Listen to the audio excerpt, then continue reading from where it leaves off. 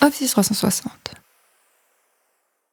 J'en souffle une dynamique positive et inspirante avec une dose de bonne humeur pour rendre le chemin aussi agréable que la destination. Avec Vocatio, nous sommes à la croisée entre entretien d'embauche et biographie, nous permettant de mettre en lumière nos professionnels capables de relever vos défis. Dans ce podcast, nous explorons leur parcours et leurs valeurs ajoutées en leur posant des questions ciblées, puis nous vous offrons à chaque fin d'épisode un résumé RH de leur profil. Aujourd'hui, nous rencontrons Annabelle, experte en communication avec une forte affinité pour les thématiques autour de la durabilité. La découverte du profil d'Annabelle se fera en français, bien que nous aurions pu réaliser notre premier épisode en allemand. Bonjour Annabelle, aujourd'hui on va se plonger dans votre parcours pour essayer de mieux comprendre qui vous êtes en tant que professionnelle. Donc la première question qu'on aimerait vous poser aujourd'hui, c'est de savoir pour chaque période de changement dans votre parcours professionnel, si vous pouvez nous expliquer la raison de votre choix. Merci Alison pour cette chouette invitation, je suis ravie d'être là. Alors, par rapport à mon choix pour les postes différents, ma carrière a commencé dans l'hôtellerie de luxe, en Allemagne, aux États-Unis et en Suisse. J'étais motivée par l'envie de voyager, de découvrir des grandes villes, de travailler dans les équipes multiculturelles. Et ça, c'est vrai que l'hôtellerie m'a vraiment permis de perfectionner mes langues et d'être à l'écoute des clients et à créer une expérience unique pour les clients. Dans l'hôtellerie, vous faisiez déjà du marketing et de la communication ou... L'hôtellerie, en général, tout le monde travaille un peu partout. C'est toujours focalisé autour du client, toujours. Ok, donc ce qui vous intéressait, c'était d'être au contact de cultures vraiment différentes du monde entier. Exact. L'hôtellerie, c'est pas seulement de travailler dans un hôtel et de rencontrer du monde différent, mais d'aller aussi dans d'autres pays plus facilement. Des choses qui sont pas forcément faciles à obtenir. En tout cas, pas comme moi, j'ai commencé ma carrière professionnelle.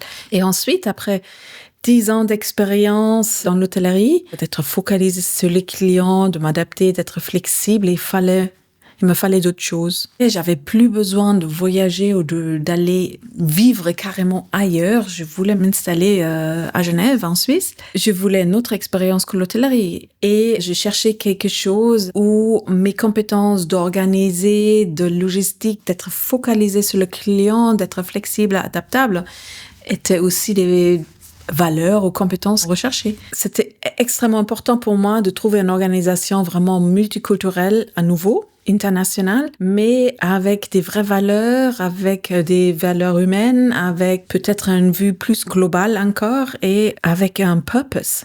Et là, le Forum économique mondial s'est présenté et c'était juste parfait. J'ai occupé des postes en gestion de projets, communication et engagement des entreprises, engagement des parties prenantes. J'ai appris à travailler avec des C-suites internationales, mener des projets complexes et vraiment perfectionner cette capacité d'adaptation. Ce rôle a vraiment élargi ma vision sur le monde des affaires, mais aussi vraiment des sujets pertinents et renforcer ma passion vraiment pour les collaborateurs et collaborations basées sur le respect, la diversité culturelle et l'impact en général. Et ensuite, après 10 ans au Forum, je voulais une expérience dans le secteur privé, toujours avec les valeurs quand même, toujours dans un milieu international et je me suis orientée vers l'éducation. L'éducation parce que l'éducation pour moi c'est la solution pour un monde équilibré et durable. Je suis rentrée dans l'éducation en travaillant pour une organisation qui s'appelle Nord Anglia Education dans l'admission et ensuite autant B2B manager chez IMD. Et là vraiment j'ai travaillé sur d'abord la vente, amener des nouveaux étudiants et ensuite pour IMD c'était la stratégie marketing B2B et chaque expérience m'a rapproché à ma vision. Utiliser vraiment la communication et le marketing pour connecter, engager et bâtir des communautés solides et résilientes.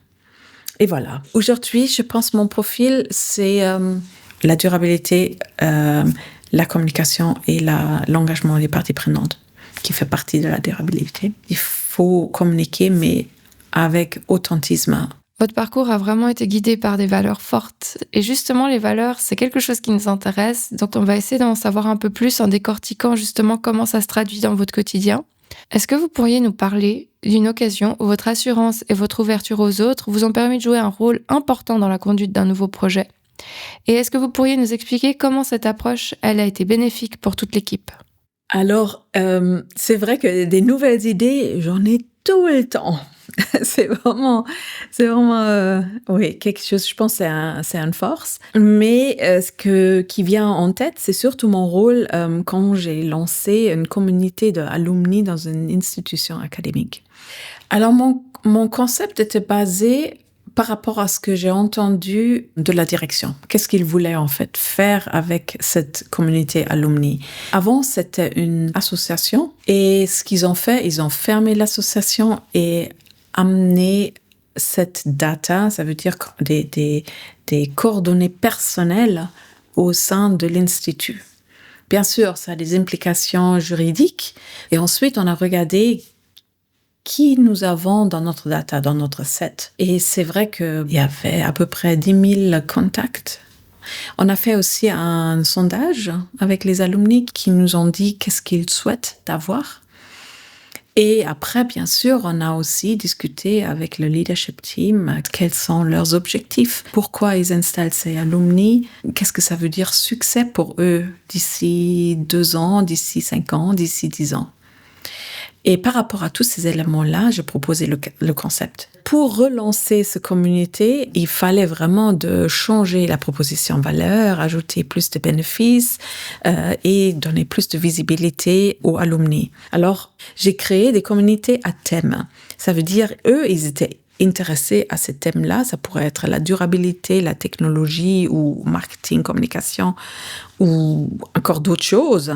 Et on a proposé au sein de cette communauté d'un thème spécifique des conférences, des articles, des petites formations, peut-être des webinaires, mais aussi d'autres véritables bénéfices, par exemple des réductions pour des conférences qui n'étaient pas organisées par l'Institut, etc.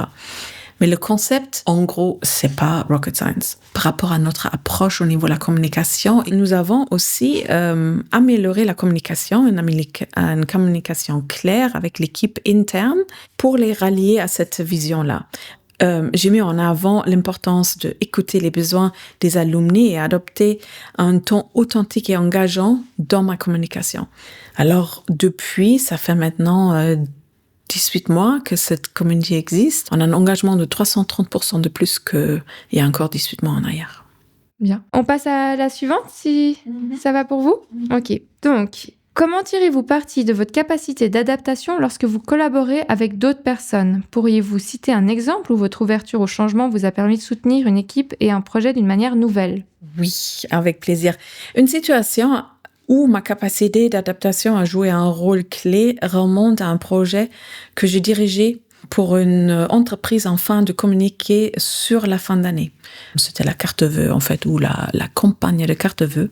L'objectif était de lever des fonds sur une cause caritative en alignant les projets sur les valeurs de l'organisation. Nous avons décidé de créer une carte digitale accompagnée d'une vidéo illustrant l'importance de l'éducation au sein de notre société. J'ai soutenu en fait cette initiative par développer un plan de communication intégrant toutes les parties internes. Bien que l'initiative a été globalement bien reçue, certains étaient sceptiques quant à son impact et se questionnaient en fait sur sa pertinence.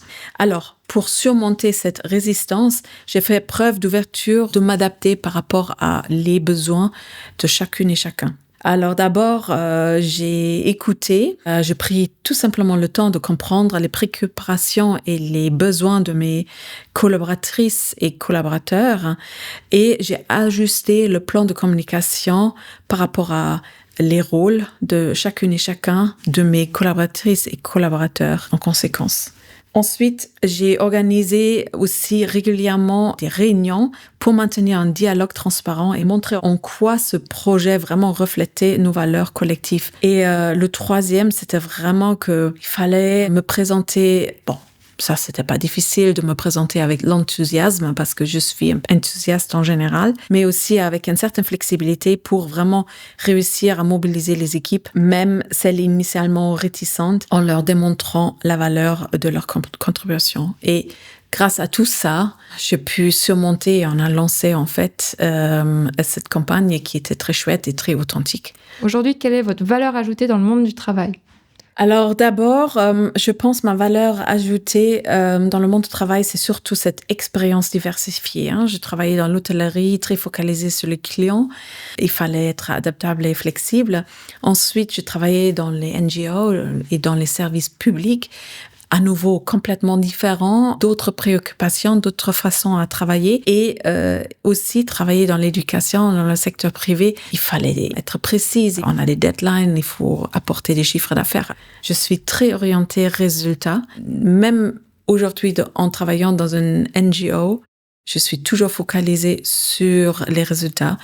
Quel est mon impact? Comment je peux réussir pour mettre en bien l'entreprise et l'organisation?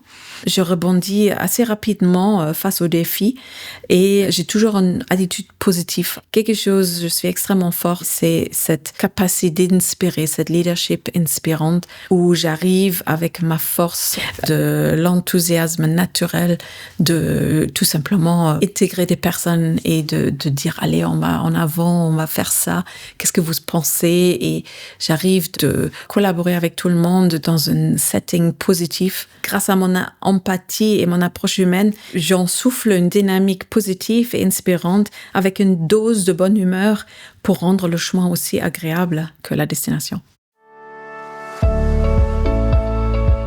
C'est à présent le temps de passer à notre appréciation. Nous avons pu cibler le profil d'Annabelle grâce à un test conçu et réalisé par Opsis 360, visant à déceler son fonctionnement en milieu professionnel. Annabelle est une professionnelle qui apprécie prendre des initiatives proactivement. Lorsqu'elle doit exprimer ses idées, elle le fait de manière confiante et assertive. Ainsi, les rôles de leadership, ou alors les situations qui exigent une communication claire et un esprit de décision, lui permettent de mettre en avant ses forces. Cependant, Annabelle donne la priorité au travail d'équipe et à un environnement de travail harmonieux, plutôt qu'aux récompenses individuelles. Étant donné qu'elle s'adapte facilement à de nouveaux contextes, les environnements où la flexibilité et l'innovation sont valorisés lui permettent de s'épanouir pleinement. Annabelle s'est néanmoins trouvé un équilibre entre innovation et continuité, étant donné qu'elle combine flexibilité avec un état d'esprit structuré. Cette recherche d'équilibre signifie qu'elle peut s'adapter au changement tout en conservant une approche stable. En résumé, Annabelle excelle dans des rôles stratégiques où elle peut faire appel à l'expérience de ses collègues dans le but de permettre au projet de s'adapter à une situation donnée, tout en gardant à l'esprit la vision globale. L'épisode de Vocatio sur Annabelle est à présent terminé, mais la carrière d'Annabelle continue. Si vous avez été intrigué par son profil et que vous pensez qu'elle saura relever vos défis, n'hésitez pas à nous contacter à notre adresse email contact@opsis360.ch.